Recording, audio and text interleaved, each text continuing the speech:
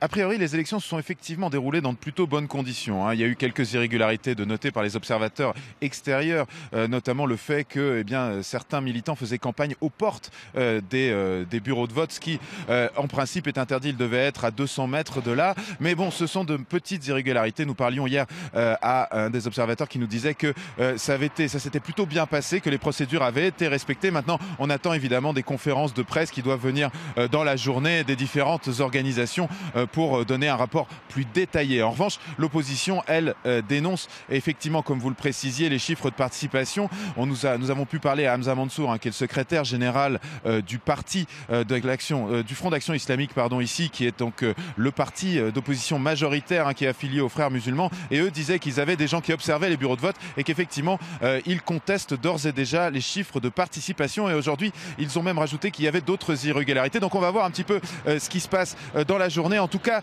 pour le pouvoir, il était extrêmement important que ces élections soient le plus transparentes et crédibles possible.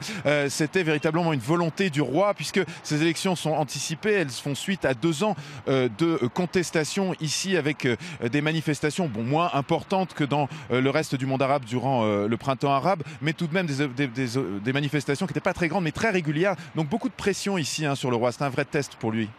Alors, on n'a toujours pas les résultats de ce scrutin, mais qu'est-ce qui va changer en Jordanie à l'issue de ces élections ? Bien, à vrai dire, pas grand-chose. C'est-à-dire que le système électoral qui est dénoncé justement par cette opposition, qui est constitué de partis nationaux, fait que, en réalité, la plupart des sièges vont être attribués à des candidats indépendants. C'est le système qui veut ça, parce que ce sont des circonscriptions dans lesquelles des indépendants se présentent seuls, et c'est celui qui a le plus de voix, bien simplement, qui remporte le siège. Donc, on n'a pas de place réelle.